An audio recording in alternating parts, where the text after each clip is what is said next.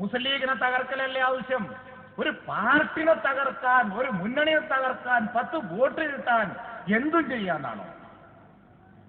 നിങ്ങൾക്കറിയാലോ, ഞാനിപ്പോഴോ പറഞ്ഞല്ലോ, എന്താ അബ്ദുൽ നാസർ മദനി ഇവിടെ വന്നിട്ട് സംസാരിച്ചപ്പോ കുഞ്ഞാലിക്കുട്ടി സഹായത്തിന് അപേക്ഷിച്ചു എന്ന് പറഞ്ഞു.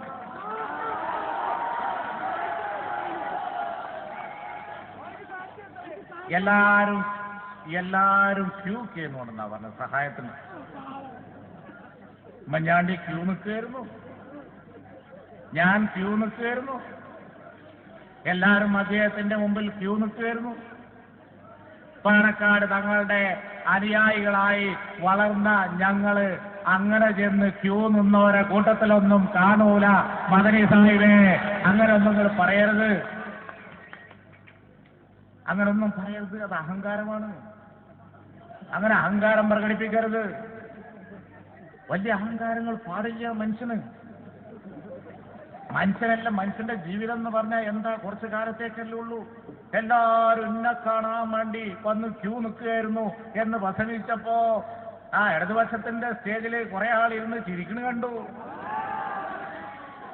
ആവേശം കൊള്ളുന്നു കണ്ടു. അങ്ങനെ പാടില്ല. മനുഷ്യന് ഇത്ര അഹങ്കാരം പാടില്ല. നമ്മളൊക്കെ എന്തെല്ലാം പദവികൾ വഹിച്ചതാണ്. ഒരു വലിയ രാഷ്ട്രീയ പാർട്ടിന്റെ നേതാവായി പാണക്കാട് തങ്ങന്മാര് എത്ര കാലമായിട്ടിരിക്കണം? ബാബരി മസ്ജിദിന്റെ തകർച്ചയ്ക്ക് ശേഷം ശിഹാബ് തങ്ങള് സംയമനം പാലിക്കണം എന്ന് പറഞ്ഞപ്പോ അബ്ദുൽ നാസർ മദനി പറഞ്ഞു, ശിഹാബ് തങ്ങളുടെ താരാട്ട് കേൾക്കാൻ നിൽക്കുകയല്ല കേരളം. ശിഹാബ് തങ്ങളുടെ സംയമനത്തിന്റെ താരാട്ട് കേൾക്കാതെ. ഇന്ന് നിങ്ങൾ പറയുന്നത് സംയമനാണോ? ഞാൻ പറയുന്നു, എന്നത്തേക്കുള്ള നേതാവാണ് പാണക്കാട് സയ്യിദ് മുഹമ്മദ് അലി ശിഹാബ് തങ്ങൾ. നിങ്ങളെപ്പറ്റി ബർദൻ പറയുന്നത് എന്താ? നിങ്ങളെപ്പറ്റി നമ്മുടെ കാരാട്ട് പറയുന്നത് എന്താ? നിങ്ങളെപ്പറ്റി ചന്ദ്രചൂഡൻ പറയുന്നത് എന്താ? PDP-നെ പറ്റി നിങ്ങൾ എന്നത്തേക്കുള്ളതല്ല. ഈ തെരഞ്ഞെടുപ്പ് കഴിയോളേ ഉള്ളൂ, അത് കഴിഞ്ഞാൽ ഞങ്ങൾ കളയും. ഇങ്ങനെ ഒരു, നമ്മളെ ഭാഷയിൽ പറയാം, ഇങ്ങനെ ഒരു നാണം കെട്ട ഏർപ്പാട്, ഇങ്ങനെ ഒരു ഉസുറും പുളി ഇല്ലാത്ത ഏർപ്പാടുണ്ടോ? ഈ തെരഞ്ഞെടുപ്പ് കഴിയോളം നിങ്ങളെ കൊണ്ടു നടക്കുള്ളൂ എന്ന് പറഞ്ഞ അപ്പോ നമ്മളാണ് ഈ നിൽക്കുവോ? അതിനേക്കാൾ വേറെ വല്ല പടിയല്ലത്. അത് കഴിഞ്ഞാൽ ഇന്നും കൂടി ഞാൻ പറയുന്നത്, അന്ന് രാത്രിയിലെ ന്യൂസ് എല്ലാവരും നോക്കിക്കോളി. കാരാട്ട് പറയാണ് ഇത് ഈ തെരഞ്ഞെടുപ്പ് കഴിയോളേ ഉള്ളൂ. ചന്ദ്രചൂഡൻ പറയാണ്, അല്ലേ, CP ജോൺ ചന്ദ്രചൂഡൻ പറയാണ് ഇലക്ഷൻ കഴിഞ്ഞാൽ പറഞ്ഞേക്കും. എന്നാലും അബ്ദുൽ നാസർ മദനി പറയുന്നാലും വോട്ട് വിൽക്കന്നെ.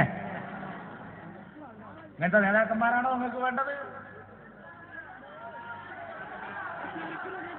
പഴയ കാലത്ത് ഞാൻ പറയുന്നില്ല, അദ്ദേഹവും ഞാനും ഒക്കെ ഇവിടെ പൊതുപ്രവർത്തന രംഗത്തുണ്ടായിരുന്നാണ്. തുടങ്ങിയ കാലത്ത് ഞാൻ പറഞ്ഞതാണ് ഈ ലൈൻ ശരിയല്ല. അന്ന് അദ്ദേഹം കൊല്ലത്ത് കരുനാഗപ്പള്ളി ആ ഭാഗത്തായിരുന്നു. ഇങ്ങനെ ഒരാൾ പ്രസംഗിക്കുന്നുണ്ട് എന്ന് കേട്ടു. പ്രസംഗത്തിൽ പറയാൻ പാടില്ലാത്തൊക്കെ പറയുന്നുണ്ട്. ആർക്കും പറയാലോ.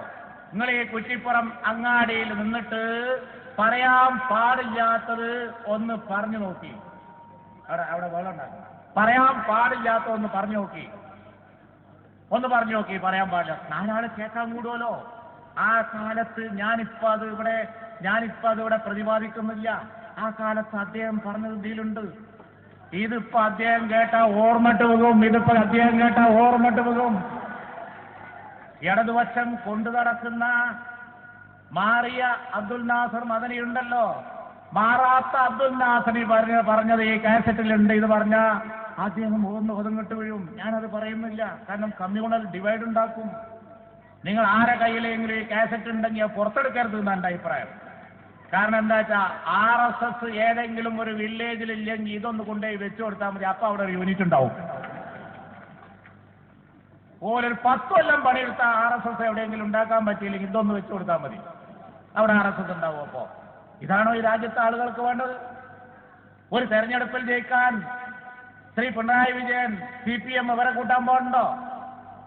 ഒരു ഭാഗത്ത് അബ്ദുൽ നാസർ മദനി, മറുഭാഗത്ത് നമ്മുടെ ഉമാ ഭാരതീയമേ വരുള്ളൂ. ഉമാ ഉണ്ണി, ഇതെന്തൊരു വിചിത്ര സംഭവമാണ്.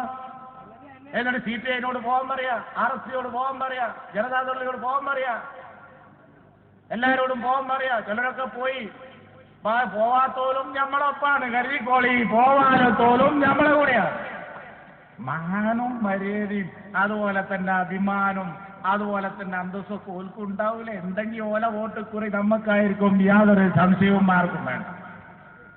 അത്രക്ക് പീഡനങ്ങൾ സഹിച്ച് ഈ അലയൻസ്, ഈ കൂട്ടുകെട്ട്, ഈ വിചിത്ര കൂട്ട്, വിമത BJPയും അതുപോലെ തന്നെ ഈ പറഞ്ഞ PDP കൂട്ടുകെട്ടിനു വേണ്ടി വളരെ കാലം അവരെ കൂടെ നിന്ന ആളുകൾ.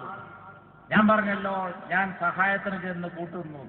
ഞാനൊരു അഹങ്കാരം പറയാൻ, ഞാൻ അദ്ദേഹത്തിന്റെ അടുക്കൽ സഹായത്തിന് വേണ്ടി ചെന്നു. കുഞ്ഞാലിക്കുട്ടിയും വന്നു. ഞാൻ ഈ 10-12 കൊല്ലം തന്നെ എനിക്ക് ഓർമ്മയില്ല. ഞാനിപ്പോ സമദാനിയോട് ചോദിച്ചു, അല്ല സമദാനി, നമ്മളെ പിന്നാലെ അദ്ദേഹം കൂടിയിട്ട് എത്ര കൊല്ലായി എന്ന് ഞാൻ ചോദിച്ചു സമദാനിയോടൊപ്പം. ഗുരുവായൂർ തെരഞ്ഞെടുപ്പിന്റെ ആ കാലഘട്ടം ഓർത്ത 94-ലാണെന്ന് പറഞ്ഞു അല്ലേ? 94 ബാബരി മസ്ജിദിന്റെ തകർച്ചയ്ക്ക് ശേഷം നമ്മുടെ പിന്നാലെ അബ്ദുൽ നാസർ മദനി കൂടിയിട്ട് എത്ര കാലമായി എന്ന് സമദാനിയോട് ഞാൻ ചോദിച്ചപ്പോ അദ്ദേഹം പറഞ്ഞു 94-ലാണ് ഗുരുവായൂർ, അതിന്റെ 2 കൊല്ലം മുമ്പ് കൂടിയിരിക്കണു പറഞ്ഞു. ആ കാലത്ത് ഞാൻ പറഞ്ഞല്ലോ, ഇത്തരം പ്രസംഗങ്ങൾ ചെയ്യരുതെന്ന് ഞാൻ പറഞ്ഞല്ലോ, ചെയ്തു.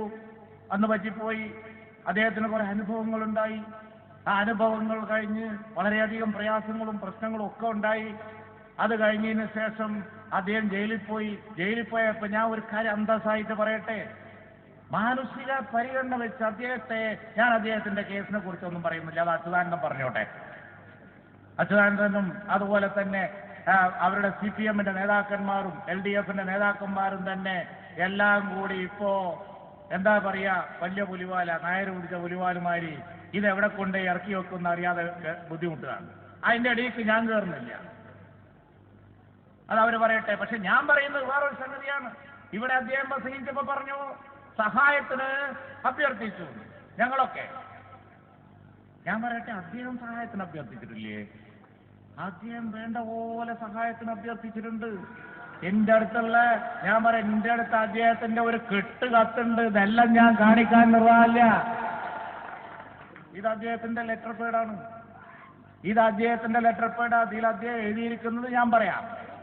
കാരണം ഒരു കത്താവുമ്പോ കത്ത് വായിച്ചാൽ അതിൽ വായിക്കാൻ പേഴ്സണലാവുമ്പോ വായിക്കാൻ പറ്റാത്ത ഭാഗവും ഉണ്ടാവും. അത് കാരണം മനുഷ്യനെ ചെറുതാക്കാനും വലുതാക്കാനൊന്നും പാടില്ല. ഞാൻ പറഞ്ഞല്ലോ, ഞാൻ ഈ 10 കൊല്ലകാലം ഇതൊന്നും ഒരു മുതലെടുപ്പിന് ഉപയോഗിച്ചിട്ടില്ല. തെരഞ്ഞെടുപ്പിൽ വലിയ ഭീഷണി ഇവിടെ എനിക്കുണ്ടായി, എന്നിട്ട് ഉപയോഗിച്ചിട്ടില്ല. അതേപോലെ തന്നെ അനവധി വിഷയങ്ങളുണ്ടായി. ഞാൻ ഒരിക്കലും തന്നെ എന്നോട് ഒരാൾ സഹായത്തിന് അപേക്ഷിച്ചു എന്ന് പറഞ്ഞിട്ടില്ല.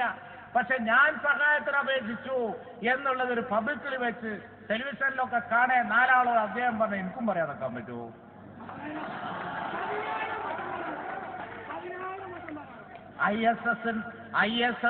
ISS ഉണ്ടാക്കിയപ്പോഴുള്ള കാസറ്റ് അത്.